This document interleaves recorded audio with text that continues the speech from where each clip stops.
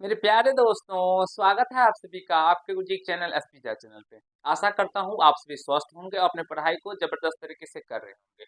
और ये तांडव बैच में आप सभी का स्वागत है। इससे पहले आप सभी अगर वीडियो को शेयर नहीं किए हैं तो पहले आप सभी प्यारे दोस्तों अपने दोस्तों तक, अपने भाइयों तक, अपने मित्रों तक वीडियो को शेयर कर दीजिए।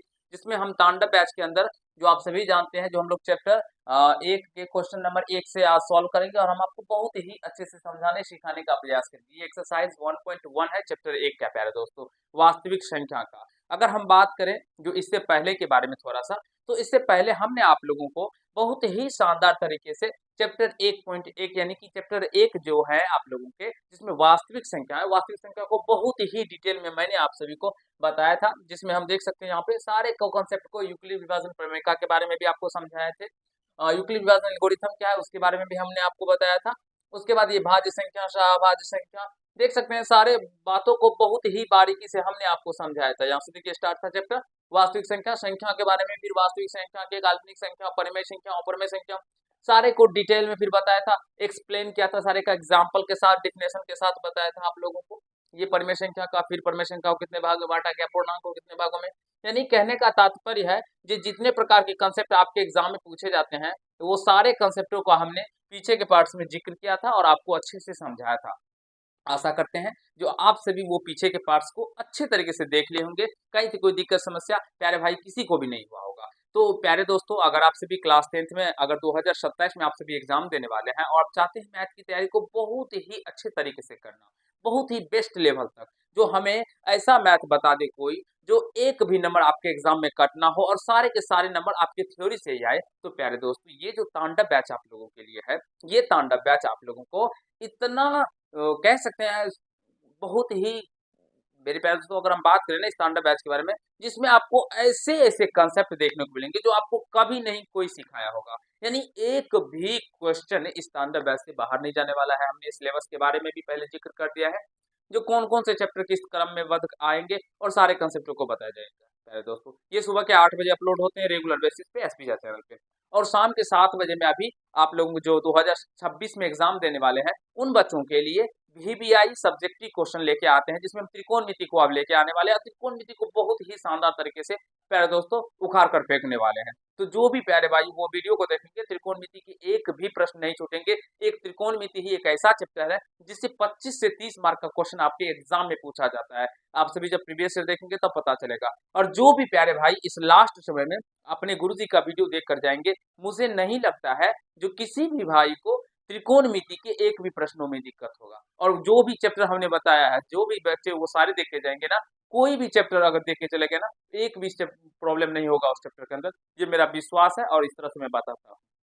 चलिए अब प्रश्नों की ओर चलते हैं, ज्यादा बातें नहीं करेंगे क्योंकि अब आपके सिलेबस भी तो हमें ध्यान में रखना होगा और सारे सब्जेक्टों की तैयारी आपको प्रॉपर वे में यहाँ पे करवाया जाएगा। तो पेशेंस होके देखिए पीडीएफ कैसे मिलेगा, क्या तरीका है, नहीं तरीका है, इसके लिए एक वीडियो बनाया गया है जिसके हम ऊपर हमने बात कर चुके हैं। जो पीडीएफ आपको कैसे मिलेगा, नहीं मिलेगा प्यारे दोस्तों, तो वो वीडियो देख लीजिएगा, आप लोगों को मिल जाएगा प्लेलिस्ट में। देखिए, निम्नलिखित संख्याओं का एचसीएफ ज्ञात करने के लिए यूक्लिड विभाजन एल्गोरिथम का प्रयोग कीजिए। देखिए हम लोग एचसीएफ प्यारे दोस्तों दो विधि से पहले ज्ञात करते थे। क्लास 9 तक तब जब हम लोग पढ़ते थे तो हम लोग एचसीएफ दो विधि से ज्ञात करते थे। पहला होता था भाग विधि, जो सारे बच्चे जानते होंगे, और दूसरा होता था अभाज्य गुणनखंड विधि, वो भी सारे बच्चे जानते होंगे। लेकिन जब हम लोग क्लास 10th के अंदर आ जाते हैं तो हम लोग एचसीएफ निकालने की एक और विधि सीखते हैं, जिस विधि को हम लोग यूक्लिड विभाजन एल्गोरिथम कहते हैं। क्योंकि यूक्लिड विभाजन एल्गोरिथम का ही सहायता से हम लोग एचसीएफ निकालेंगे। तो देखिए क्या प्रोसेस है, क्या तरीका है। जो तरीका हम आपको यहाँ पे बताते हैं, अगर इसी तरीका को आप अपने एग्जाम में फॉलो करेंगे तो यदि 2 नंबर के ये क्वेश्चन आते हैं वैसे बात करें तो 2 के 2 पूरे मिलेंगे, एक भी नंबर कट नहीं होगा। ठीक है, तो ये नियम सारे बच्चे ध्यान से देखिएगा। सबसे पहले आपको इस तरह के क्वेश्चन देखने को मिलेंगे, तो क्या करना है, तो मान लेंगे, माना कि जो बड़ा होगा उसको ए मान लीजिएगा। माना कि ए बराबर 225 एवं बी बराबर 135।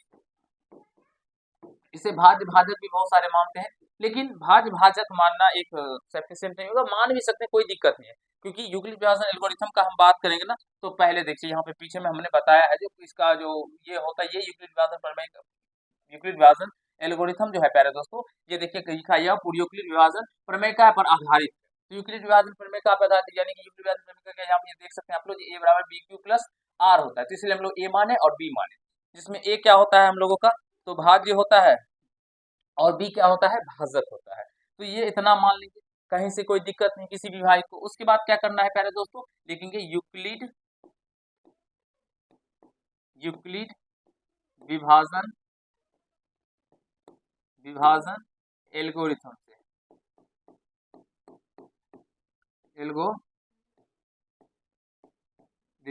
यूक्लिड विभाजन एल्गोरिथम से, ठीक है। अब देखो ध्यान दीजिएगा, आप सभी जानते हैं यूक्लिड विभाजन एल्गोरिथम यूक्लिड विभाजन प्रमेय काफी याद आता है। तो प्यारे दोस्तों क्या होता है, ए बराबर में बी क्यू प्लस का आर होता है, कहीं से कोई दिक्कत नहीं। तो यही बात को हम लोग यहाँ पे करेंगे। ए का मान यहाँ पे 225 माने हैं, तो 225 केस फर्स्ट करिए, चरण फर्स्ट कर दीजिए, चरण फर्स्ट, ठीक है। चरण फर्स्ट में ए बराबर 225, तो यानी 225। अब इसमें किससे भाग लगाएंगे, बी यानी 135 135 होता है ना। ए बराबर प्यारे दोस्तों क्या होता है, बी क्यू प्लस का आर। क्यू क्या है, भागफल है, आर क्या है, शेषफल है। तो ए का मान यहाँ से 225 है, बी का मान क्या है, 135 है। तो भागफल कैसे निकालेंगे, तो इस भाग लगाएंगे इसमें 135 से 225। चलिए हम भाग लगाते हैं यहाँ पे, देखिए 225 135 से, इस तरह से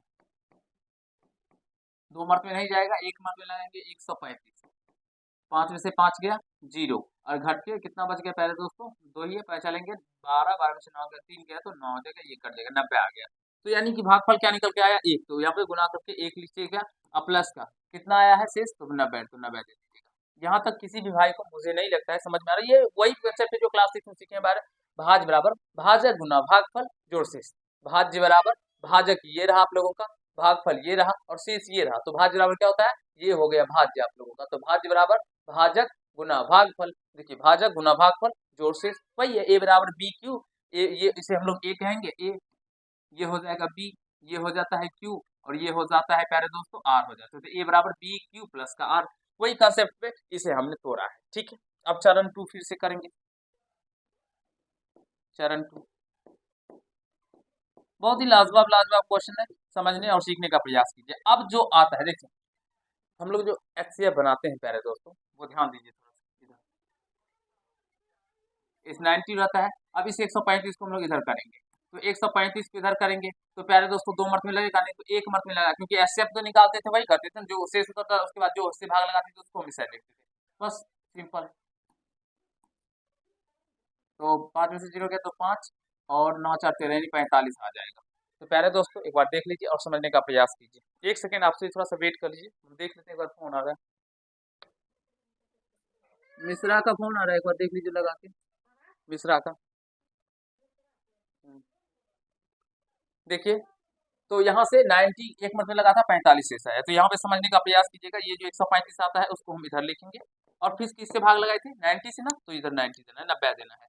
और कितने मत में लगा, एक मत में, शेष कितना आ गया 45, तो यहाँ पे 45 डाल दीजिएगा फिर से, क्योंकि एचसीएफ हम लोगों का क्या होता है, जब तक कटता नहीं है पूर्णतः तब तक हम लोग निकालते रहते हैं। तो यहाँ पे फिर चरण 3 देंगे, चरण 3, ठीक है दोस्तों, कोमा। फिर जो जिससे भाग लगाए, ये इधर कितने 90 से शेष था ना, तो इधर 90 जो भाग लगाए ना, इस 90 को अभी यहाँ पे डाल देना है, ठीक है।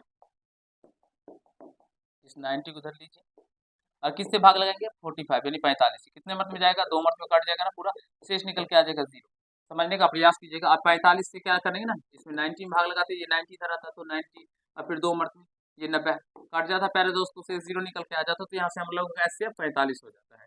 तो उसी प्रकार से यहाँ पे भी होगा, समझने का प्रयास कीजिएगा। चलिए इसको हम हटा देते हैं, समझने का प्रयास करेंगे प्यारे दोस्तों, ठीक है। उसी प्रकार से क्या हो जाएगा, तो यहाँ पे शेष अब क्या हो गया, 0 आ गया, तो यहाँ से लिखेंगे अतः 135 और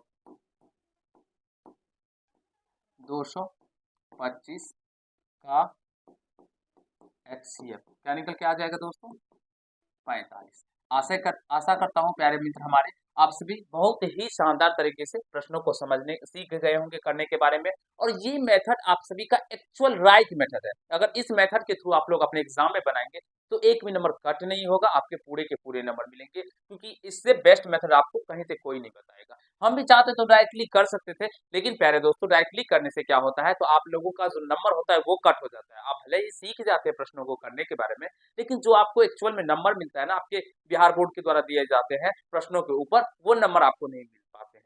और एक गुरु का कर्तव्य होता है जितने नंबर के प्रश्न आते हैं वो सारे नंबरों की तैयारी करवाना, और बच्चों को वो पूरे के पूरे नंबर भी दिलवाना। तो प्यारे दोस्तों सीखने समझने का प्रयास कीजिए। अगर हम बात करें तो हमारी एक छात्रा ही थी जिसने 95 मार्क लेके आया था मैथ में, और जो आप लोगों को पढ़ाती भी है, जो अगर बात करें ना प्यारे दोस्तों समझने का प्रयास, सांबवी मैम जो आप लोगों को पढ़ा रही है ना, सांबवी मैम जो थी वो 95 मार्क लेके आई थी अपने क्लास 10, ये समझ लीजिए प्यारे दोस्तों। तो आप सभी भी तैयारी करेंगे ना, तो आप सभी को भी ये 95 आ जाएगा। एक प्रश्न में उनका प्रॉब्लम हो गया था, गलती हो गया था, मिस्टेक की वजह से मिस हो गई था, जिसकी वजह से उसका 5 कट गया, तो उसके लिए भी हम उसको बहुत डांटे। लेकिन आप सभी मिस्टेक नहीं करेंगे प्यारे दोस्तों, क्योंकि बहुत ही शानदार तरीके से हम आपको कंसेप्ट सिखा रहे हैं। तो मेरा विश्वास है जो आप सभी प्यारे दोस्तों 100 में 100 लाएंगे, और जो मेरा सपना है उसे साकार करेंगे, अपने अपना सपना भी साकार करेंगे, अपने माता पिता का नाम भी रोशन करेंगे। जल्दी से स्क्रीनशॉट ले लेंगे प्यारे दोस्तों। वैसे पीडीएफ तो मिलेगा ही मिलेगा, जो तरीका बताया उसी तरीका पे उसी नंबर पे मिलेगा, ठीक है। लेकिन आपको जो बताया मैंने वो उसको करिएगा, तभी आपको पीडीएफ मिलेगा, ठीक है।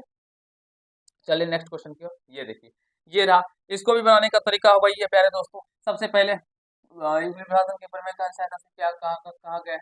चलिए यहाँ से देखिए, मान लेंगे, माना कि ए बराबर 38,220 एवं बी बराबर 196। ठीक है दोस्तों, इतना कर लेने के बाद मुझे विश्वास है आप सभी समझ रहे होंगे, ठीक है। अब यहाँ से यूक्लिड यूक्लिड विभाजन एल्गोरिथम,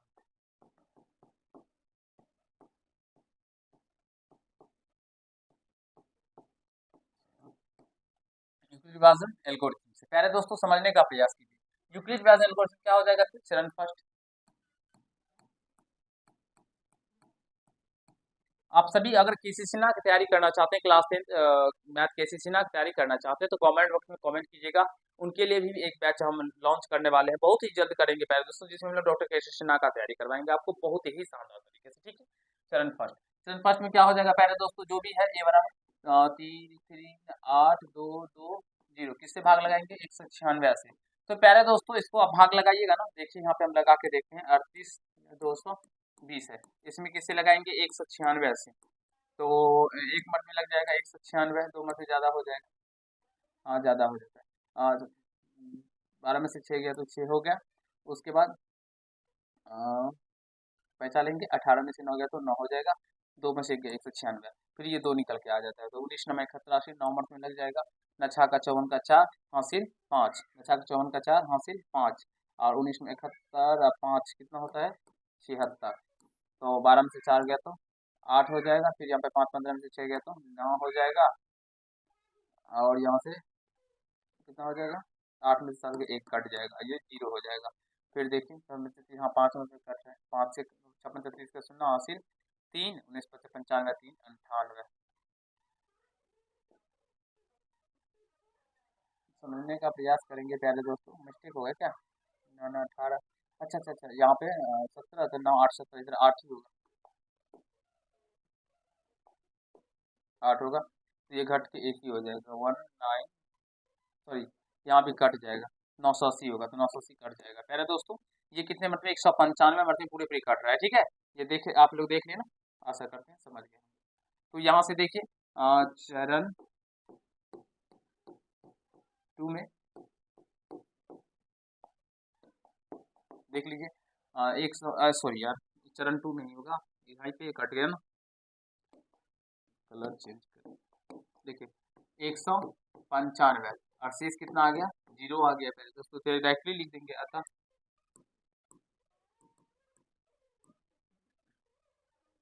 196 और 38,220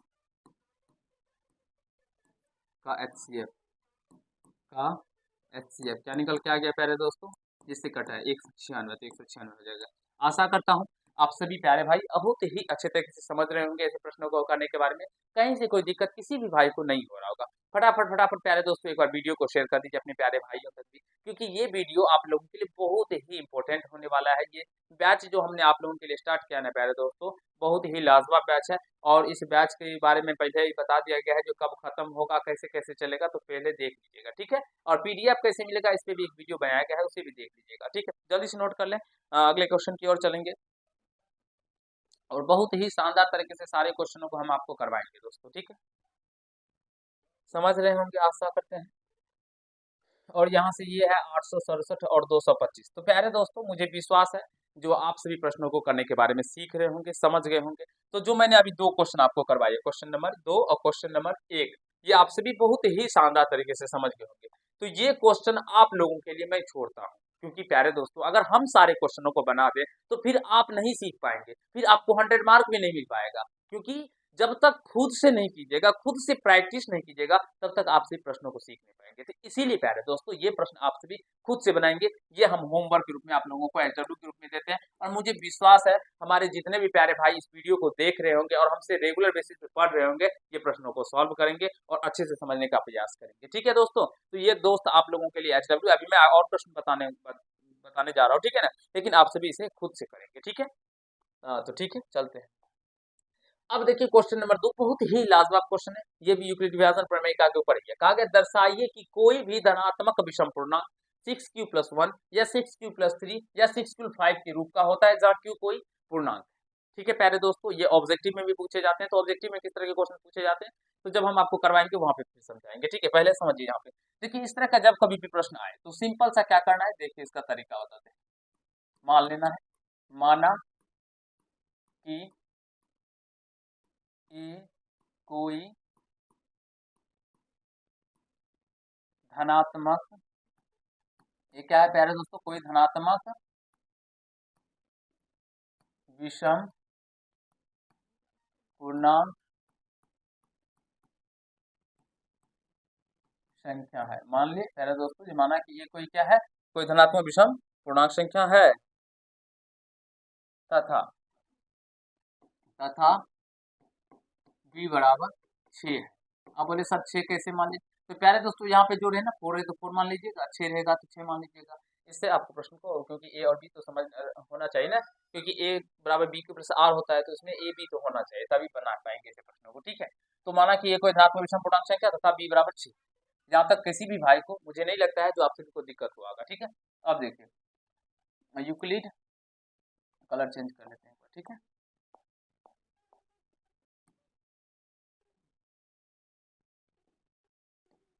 यूक्लिड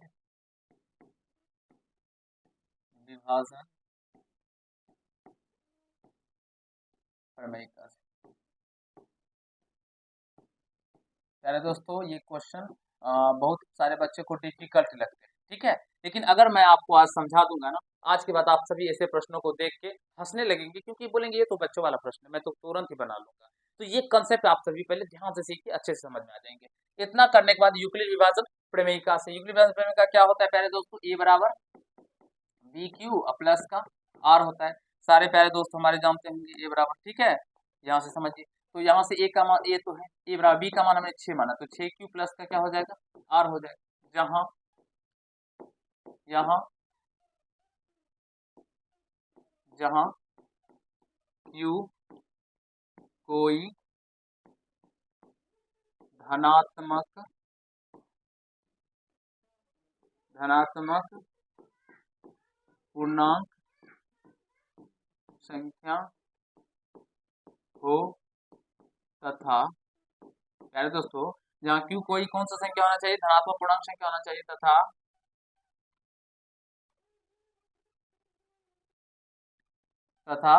r का जो संभावित मान होगा यहाँ पे वो 0 से क्या होगा प्यारे दोस्तों, बड़ा होगा या तो 0 के बराबर होगा। इससे पहले भी हम आपको समझाए थे, जो शेष जो होता है वो 0 से बड़ा होता है या तो 0 के बराबर होता है, और लेकिन जिससे हम लोग भाग लगाते हैं, भाजक, भाजक से हमेशा छोटा होता है, यानी r का मान 0 से बड़ा या बराबर होगा, लेकिन भाजक से क्या होगा प्यारे दोस्तों, छोटा होगा हमेशा, यानी 6 से छोटा होगा, ठीक है। आशा करता हूँ जो आप सभी समझ रहे। अब लिखेंगे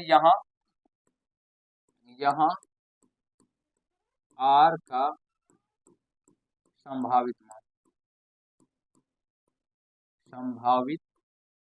मान क्या सब होगा प्यारे दोस्तों? आर का संभावित मान, सारे प्यारे दोस्तों फटाफट कमेंट कर दीजिए एक बार, आर का संभावित मान क्या सब हो सकता है।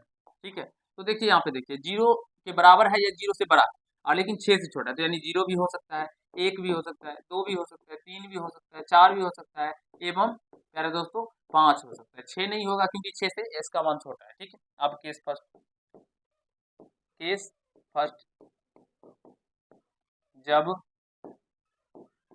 आर बराबर 0 हो तब समझने का प्रयास कीजिएगा। जब आर 0 होगा प्रयास, तो ए बराबर क्या हो जाएगा, बी क्यू और प्लस का आर है, आर का मान देखिए 6 क्यू प्लस आर है ना। हाँ, तो यहाँ से ये बराबर क्या हो जाएगा, 6 क्यू प्लस का आर, आर का जगह पे जीरो जीरो दे दीजिएगा, तो ए बराबर क्या निकल के आ जाएगा, यहाँ से 6 क्यू निकल के आ जाएगा। आशा करते हैं आपसे भी समझ रहे हैं।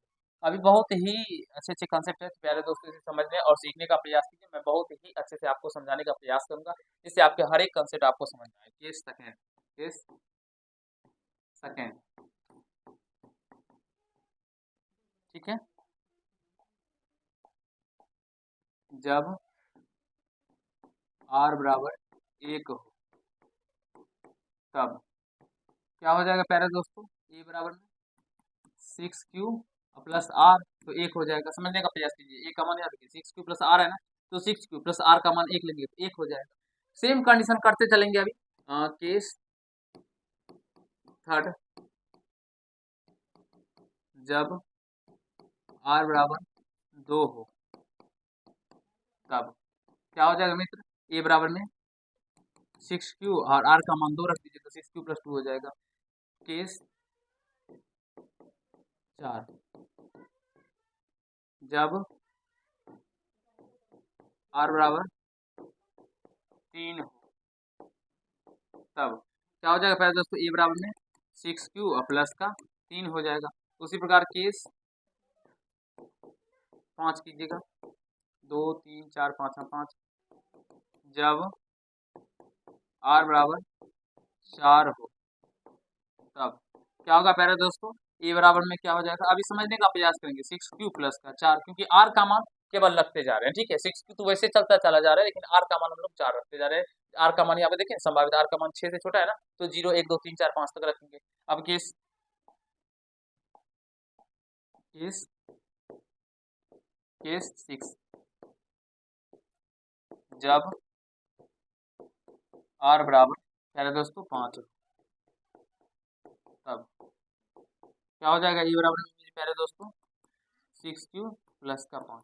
आशा करता हूँ जो यहाँ तक हमारे सारे प्यारे भाई अच्छे तरीके से समझ गए होंगे, कहीं से कोई दिक्कत समस्या आप सभी को नहीं हुआ होगा। एक बार यहाँ तक सारे प्यारे दोस्तों समझ लीजिए, क्योंकि हमने जो आर का मान यहाँ पे संभावित मान माना था, उसी को हमने अभी रखा है और आपको समझाया है प्यारे दोस्तों। अब थोड़ा सा गौर फरमाइए। ठीक है, देखिए क्यू क्या है यहाँ पे प्यारे दोस्तों, जहाँ क्यू कोई धनात्मक पूर्णांक संख्या होना चाहिए, माइनस में नहीं होगा, प्लस में होगा। अब धनात्मक पूर्णांक का मतलब प्लस का 1 प्लस का 2 प्लस का 3, इससे पहले भी हम आपको पीछे के पार्ट में धनात्मक पूर्णांक ऋणात्मक पूर्णांक, पूर्णांक क्या है, परिमेय संख्या क्या है, और में ब्रैकेट सम विषम, यानी कि इसे बहुत ही डिटेल में आप सभी को समझा दिया हूँ और सिखा दिया हूँ, और सारे प्यारे भाई इसे देख लिए होंगे, सीख लिए होंगे। तो प्यारे दोस्तों आप समझने का प्रयास कीजिएगा क्यू क्या है यहाँ पे। चलिए देखिए, बक्की भैया इधर जाइए आप, आए हमारे बच्चे लोगों को परेशान कर रहे हैं आप। चलिए, अब एक क्यू का मान क्या करते हैं ना दोस्तों, तो क्यू कोई धनात्मक पूर्णांक संख्या है। ठीक है, तो यहाँ पे देखिए ना, क्यू कोई पूर्णांक है, इसमें भी धनात्मक पूर्णांक है सारे, तो ये समझने का प्रयास करेंगे। ठीक है, अब समझिए, थोड़ा सा हम नेक्स्ट पेज ले लेते हैं। ठीक है, चलिए एक पेज ले लिए। अब प्यारे दोस्तों देखिए, अगर क्यू बराबर हम 1 रखेंगे तो केस फर्स्ट के अकॉर्डिंग क्या हो जाएगा, ए बराबर में समझने का प्रयास कीजिएगा। 6 क्यू है ना, तो 6 क्यू है, तो 6 गुना 1 हो जाएगा, होगा कि नहीं होगा, 6 गुना 1 क्या हो जाएगा, 6 हो जाएगा। ठीक है दोस्तों, तो 1 2 3 इस तरह से रखेंगे, तो जब 6 1 रखे ना प्यारे दोस्तों, क्यू का मान देखिए, हम क्यू का मान ये रख रहे हैं, क्यू का मान। ठीक है, समझने का प्रयास करेंगे। 1 रखेंगे तो 6 गुना 1 6 हो जाएगा। अगर 2 रखेंगे प्यारे दोस्तों तो 6 दूना, क्यू का मान क्या हो जाएगा, समझने का प्रयास, 6 और 2 रखेंगे तो 6 दूना 12 हो जाएगा। 3 रखेंगे तो 6 3 18 हो जाएगा। तो प्यारे दोस्तों समझने का प्रयास करेंगे आप सभी। सेकेंड से देखिए, ए बराबर में 6 क्यू और प्लस का 1 है, सेकेंड केस देखिए, यहाँ पे देखिए 6q+1, ये देखिए केस सेकंड में है ना a बराबर 6q+1। अब समझने का प्रयास कीजिए, तो एक q का मान हम लोग एक रखेंगे, तो 6 गुना 1 प्लस का एक कितना हो जाएगा, पहले 6 का एक को एक से जोड़ेंगे, 6 को 1 गुना 6 प्लस का एक 7 हो जाएगा। 2 रखिए, 6 गुना 2 प्लस का एक, तो 6 दुना 12 1 13 हो जाएगा। उसी प्रकार 3 लिखिए, तो 6 गुना 3 प्लस का एक, तो 36 18 1 19 हो जाएगा। आशा करते हैं सारे प्यारे भाई बहुत ही अच्छे से समझ रहे होंगे, सीख रहे होंगे। इसी प्रकार 3 को रखिए, तो a बराबर प्यारा दोस्तों 6q+2 हो जाएगा। ठीक है, यहाँ पे देखिए ना 3 में 6q+2 है ना। हाँ, आशा करता है समझ रहे होंगे। तो 6 गुना q का मान 1 प्लस का 2, तो 6 1 गुना 6 प्लस का 2, ये तो 8 हो जाएगा। फिर 2 रखेंगे, तो 6 गुना 2 प्लस का 2, 6 दुना 12 2 14 हो जाएगा। इस प्रकार से 6 गुना 3 गुना प्लस का 2 करेंगे, प्लस का 2 करेंगे, क्या हो जाएगा, 6 3 18 2 20 हो जाएगा। प्यारे दोस्तों आप सभी गौर फरमाइए, थोड़ा सा ध्यान से देखिएगा। यहाँ पे जब ने हम q का मान धनात्मक संख्या रखा, प्यारे दोस्तों धनात्मक पूर्णांक रखा ना, धनात्मक पूर्णांक रखा, तो देखिए यहाँ पे जब a बराबर 6q है, इसका रूप किस प्रकार का आ रहा है, तो 6 आ रहा है, 12 आ रहा है, 18 आ रहा है। और ये तीनों संख्या कैसा है प्यारे दोस्तों, तो ये सम संख्या है, एक धनात्मक सम संख्या है, धनात्मक सम पूर्णांक है प्यारे दोस्तों, है कि नहीं है, बताइए फटाफट। ये धनात्मक सम पूर्णांक के रूप का है कि नहीं है, तो आप बोलेंगे हाँ सर है। लेकिन जब आप सभी a बराबर 6q+1 का रूप देखिए यहाँ पे, तो ये कैसा आ रहा है, तो ये विषम धनात्मक पूर्णांक है, विषम धनात्मक विषम पूर्णांक है प्यारे दोस्तों। आप सभी देख सकते हैं यहाँ विषम धनात्मक पूर्णांक है, देखिए 7 निकल के आया, 13 निकल के आया, 19 निकल के आया। अब फिर अगर हम 6q+2 का बात करेंगे, तो ये फिर सम धनात्मक पूर्णांक आया है, सम धनात्मक सम पूर्णांक आया है, धनात्मक सम पूर्णांक के रूप में आया है। फटाफट बताइए प्यारे दोस्तों, क्या आप सभी समझ पा रहे हैं ना, सीख रहे हैं ना, कहीं से कोई दिक्कत नहीं हो रहा है, मुझे नहीं लगता है कि किसी भी भाई को समझने में दिक्कत हो रहा होगा। तो उसी प्रकार प्यारे भाइयों यहाँ पे जो आप लोगों का केस फर्स्ट है, केस फर्स्ट ये रहा, सेकेंड है, थर्ड है, फोर्थ है, फिफ्थ है, ये केस 5 अच्छे, केस 6 है। तो इसमें जो है आप सभी देखेंगे केस फर्स्ट, उसके बाद केस थर्ड और उसके बाद केस 5, ये क्या है प्यारे दोस्तों, तो एक धनात्मक सम पूर्णांक का रूप है। ये क्या है, धनात्मक सम पूर्णांक का रूप है प्यारे दोस्तों, ठीक है। तो यहाँ से अब हम क्या करेंगे, तो थोड़ा सा समझने का प्रयास कीजिए, इसको हम लोग मिटाएंगे, ये हम आपको समझाने के लिए किए थे और मुझे विश्वास है आप सभी समझ गए होंगे, इसे नहीं नोट करना है, ठीक है। चलिए यहाँ से समझिए, यहाँ पे लिखेंगे ये चूंकि केस फर्स्ट,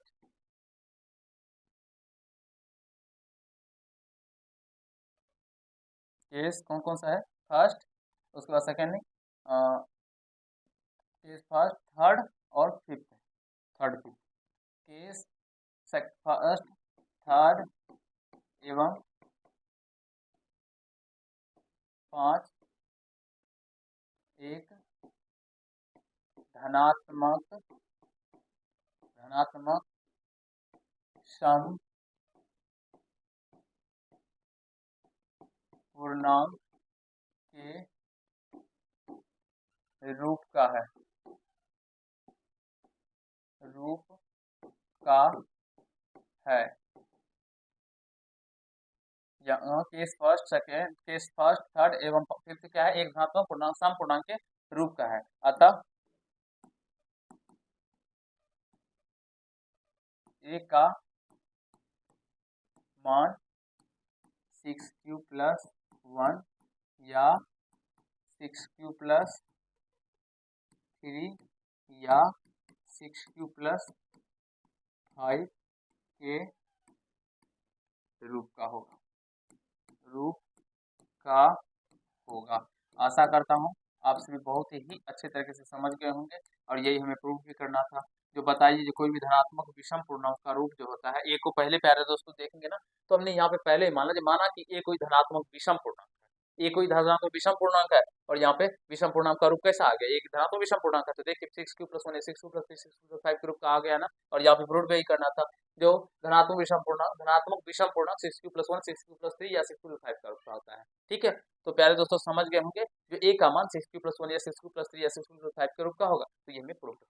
आशा करते हैं जो आप सभी ऐसे प्रश्नों को करने के बारे में बहुत ही अच्छे तरीके से समझ गए होंगे, सीख लिए होंगे, कहीं से कोई दिक्कत किसी भी भाई को नहीं हुआ होगा प्यारे दोस्तों। फटाफट फटाफट सारे प्यारे दोस्तों कमेंट कर दीजिए जो आप सभी अच्छे से समझ पा रहे हैं ना, किसी भी भाई को कहीं से कोई दिक्कत नहीं हो रहा है, मुझे नहीं लगता है कि किसी भी भाई को कहीं से कोई दिक्कत हो रहा होगा, ठीक है। जल्दी बताइए प्यारे दोस्तों, जो आप सभी अच्छे से समझ रहे हैं ना।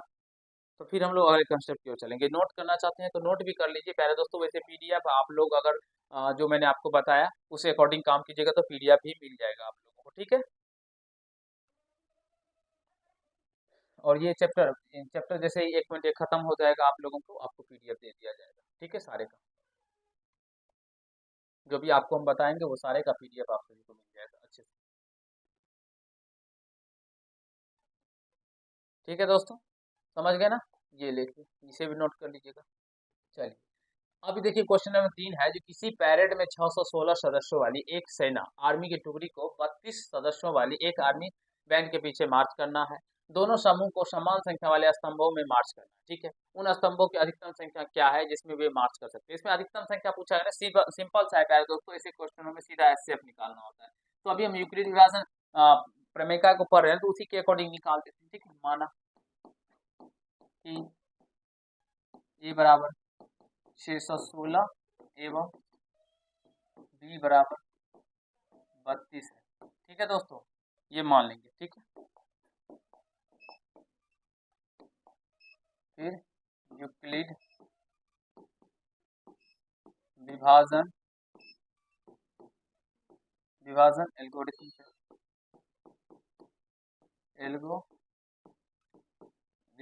से, ठीक है दोस्तों। विभाजन एल्गोरिथम से ए बराबर क्या हो जाएगा, चरण फर्स्ट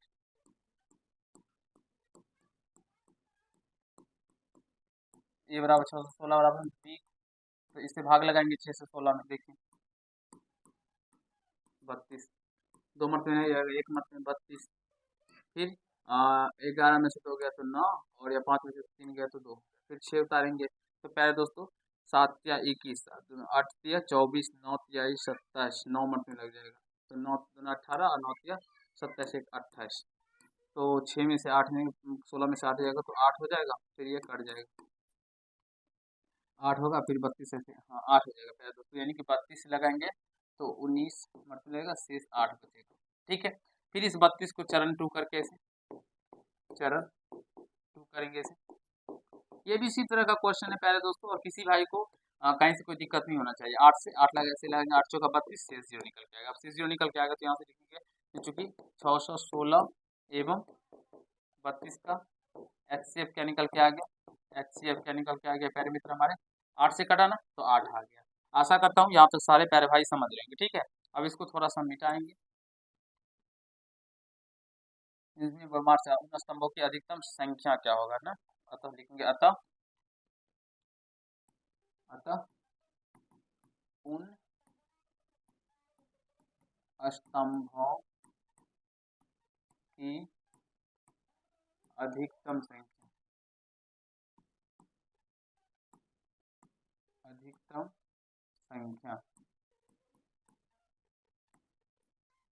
क्या हो जाएगा पहले दोस्तों, 8 हो जाएगा। आशा करता हूँ आप सभी बहुत ही अच्छे तरीके से समझ गए होंगे। कहीं से कोई दिक्कत समस्या आप सभी को नहीं हुआ होगा प्यारे दोस्तों। फटाफट फटाफट सारे प्यारे दोस्तों कमेंट कर दीजिए, समझ गए ना प्यारे मित्र। आशा करता हूँ आप सभी समझ गए होंगे, कहीं से कोई दिक्कत समस्या नहीं हुआ होगा। प्यारे दोस्तों अगले जो 2 क्वेश्चन है आप लोगों के लिए, यहाँ पे देखिए ये क्वेश्चन यूक्लिड विभाजन का ही है, और सेम जो अभी मैंने 2 नंबर बताया उसी तरह के क्वेश्चन पे बेस्ड है। तो ये मैं आपको अगले पार्ट में बताऊंगी, क्योंकि ये क्वेश्चन आप लोगों को 2 से 3 पढ़ने में जाएगा, ठीक है। क्योंकि ये लंबा है और इस वीडियो के अंदर बताएंगे ना तो प्यारे दोस्तों कम से कम 1 डेढ़ घंटा का बनेगा वीडियो। ये भी क्वेश्चन है और ये भी क्वेश्चन, तो मैं आपको इस पार्ट के अंदर इसी क्वेश्चन को बता के खत्म करता हूँ 3 नंबर तक। नेक्स्ट पार्ट में हम लोग तीसरे नंबर क्वेश्चन को और चौथे नंबर क्वेश्चन को और 5वें नंबर क्वेश्चन को कंप्लीट करके इस चैप्टर को खत्म करेंगे। तो प्यारे दोस्तों कैसा लगा ये सेशन, आशा करता हूँ आप सभी को बहुत ही अच्छा लगा होगा, और आप सभी सारे क्वेश्चनों को बारीकी से समझ रहे होंगे, सीख रहे होंगे, कहीं से कोई दिक्कत समस्या नहीं हो रहा होगा। अगर आप सभी क्लास 10th में है या अन्य क्लास में पढ़ते हैं प्यारे मित्रों, और तैयारी को जबरदस्त तरीके से करना चाहते हैं, तो फिर अपने गुरुजी के चैनल एसपी झा से जुड़ जाइए, क्योंकि यहाँ पे आपको सारे सब्जेक्टों की तैयारी बहुत ही शानदार तरीके से करवाया जाता है और बहुत ही अच्छे तरीके से बताया जाता है। केवल मैथ ही नहीं प्यारे दोस्तों, सारे सब्जेक्ट को हम खुद से बताएंगे और आपको अच्छे से समझाएंगे। चलिए मिलते हैं नेक्स्ट पार्ट में, तब तक के लिए